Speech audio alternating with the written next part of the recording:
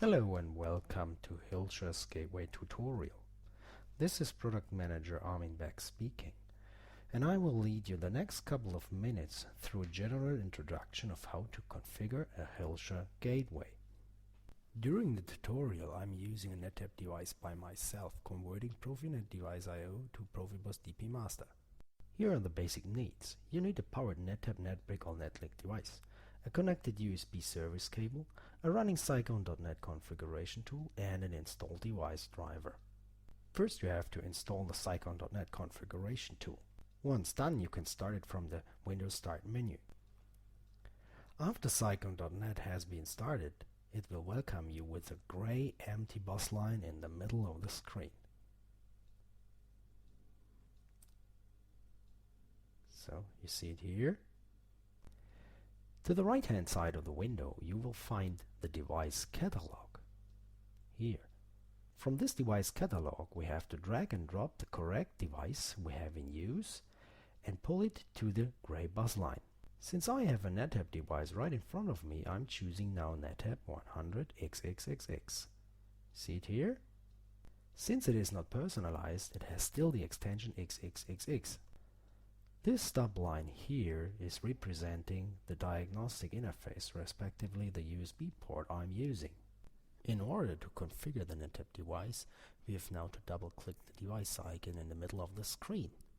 Then Cyclone will automatically search for all devices connected. Double-clicking the icon will find my device connected here in the top line of this window. To complete the device assignment, we have to check this small tiny box here and press apply afterwards. Whether for configuration or diagnostics, Cyclone will use now this communication path for all communications from and to NetApp. As next, we have to configure our primary and secondary network. Afterwards, we have to press apply to complete the personalization. So we leave this, go to settings, and then you have here the settings of the primary and secondary network. I'm choosing, of course, the Profinet I/O device to the left hand side and the Profibus DP master to the right hand side. Along with Cyclone, also the firmware modules for NetApp device are installed. Once you have chosen the correct protocol to the left and the right hand side of NetApp, Cyclone will automatically propose the correct firmware in the middle of the screen. In order to be sure that the correct firmware is loaded, you have to choose the proposed firmware and download it with the download button. Cyclone gives also a hint if a master license is required for the chosen conversion. In my special case, a master license is required since I'm using Profibus DP master functionality.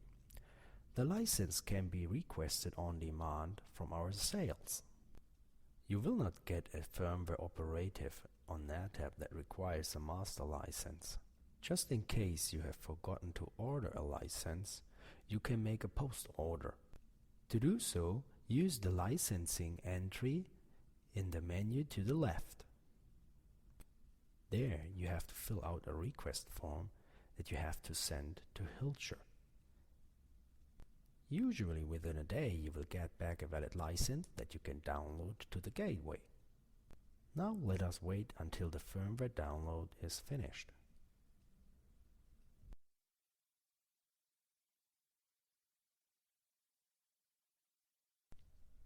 There you go.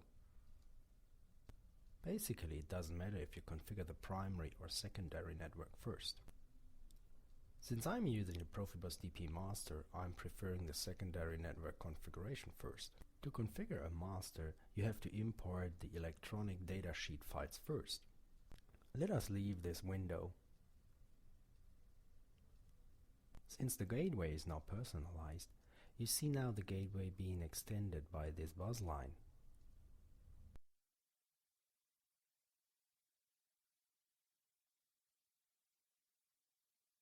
To import the GSD or ADS files, use the import button from the top menu in Cyclone. In my special case, I have to switch to Profibus DP GSD file extension. Here's the file that I am importing now. Yes.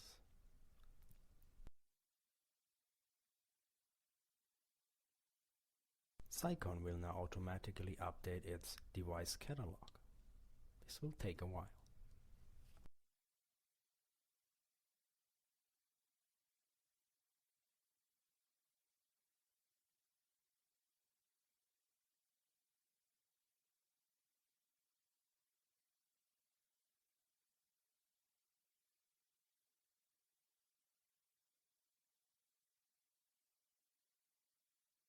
Devices being imported by GSD files can be found under the tab Vendor.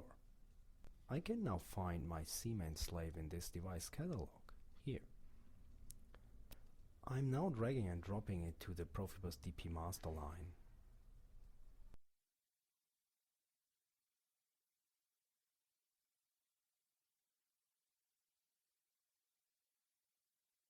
A double click on the device icon will open the configuration dialog. In this configuration dialog, you find anything that is needed to configure the slave properly. Since the slave is a modular slave, I have to choose the correct input and output modules from the upper list. I double click them all to shift them into the middle window. Down below you will find a summary of what I have configured. So this is pretty much it for this slave now. So we can leave this dialog. Cycon automatically addresses the slaves in ascending order. My slave has now the address 2, but physically it has the address 4, so we have to change the address. To do so, right click to the master icon and choose Profibus DP master configuration. Here you find also the bus parameters. Here you can change the baud rate. We have the slave that has been dragged and dropped to the bus line. We will find also the station list and the address list. See here where the inputs and outputs are being placed. And here I can change the bus address of my slave.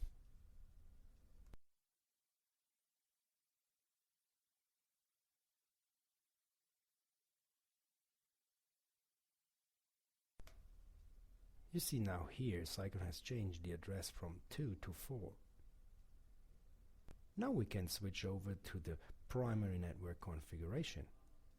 In my case, I have to configure the Profinet device. Right click to the icon and choose Profinet device configuration. This window will offer you a lot of configuration parameters. Usually you have not to change anything there. The only thing of interest are the inputs and output length of our Profinet I/O device. I will now adjust the I/O length of the Profinet side to the length of the Profibus DP master side. The overall length was 4 bytes inputs and 4 bytes outputs. We have now properly set up the primary and secondary network configuration. We can switch now to the I/O mapping configuration. We have to double click the gateway icon and choose a signal mapping dialog from the menu. Cycon will offer you then in a split screen the number of inputs and the number of outputs of the primary and secondary network. See here. To the left hand side you will find the inputs and outputs of the left network, and to the right hand side you will find the inputs and outputs of the right hand side. See here, you will find here my Siemens slave and its inputs and outputs listed.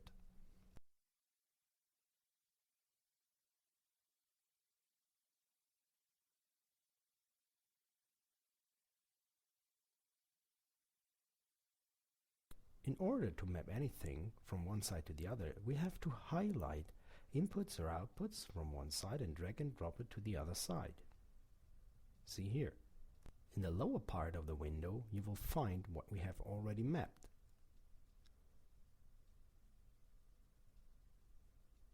So the same for the other side, drag and drop it to here. And the list down below is extended by each mapping. Finally, I have mapped all inputs of one side to the outputs of the other, and vice versa. There are further parameters that can be mapped as well. For example, if you're interested in if a slave is running or not on the Profinet I/O side, drag and drop the slave active bit. If you are not interested in a manual configuration, you can use the automap feature. But before showing you the automap feature, I have to remove all my mappings already set. You will see that the automap feature will do all the things I've done before manual now automatically. Press apply and there you go. Cycon will automatically map all the inputs and outputs found from the left port to the right port in a one-to-one mapping. So this is all about the I/O mapping configuration. The gateway has now been set up properly. Finally, we can make a download of all what we have configured. To do so, right-click the gateway and choose the download button. Since all gateways have a flash memory, all the data are stored non-volatile.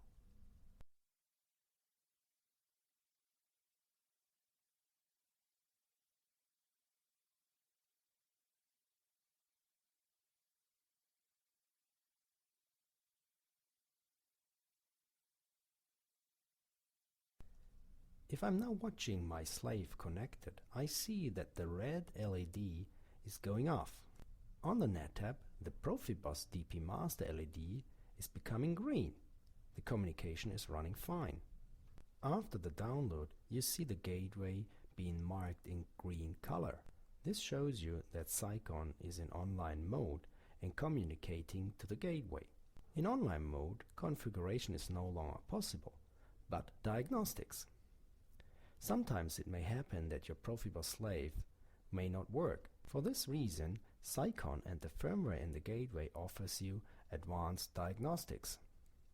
To use online diagnostic functionality, right-click to the gateway icon and choose the primary or secondary network you want to look at.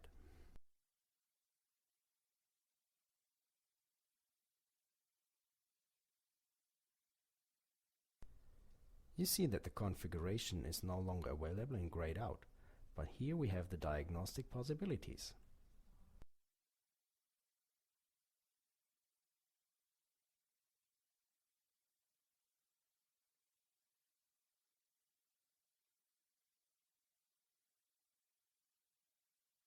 For any protocol that is supported by the gateway, Cycon offers a wide variety of extended structures that can show you the internal status of the gateway. You will find counters there, status information, about rejected telegrams, all the things like that giving either you or us at the hotline information of what's going on just in case the system is not running.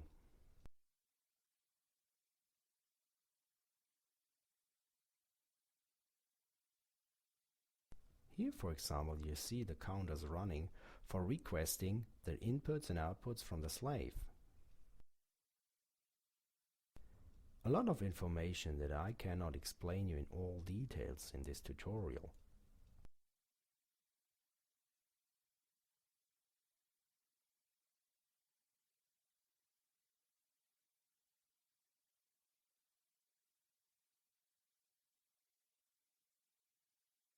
The same you can choose for the primary network, which is a Profinet device I/O. At the moment, it is in stop mode since I have not connected any Profinet I/O controller, but you see similar status information as we have seen it for the Profibus DP Master.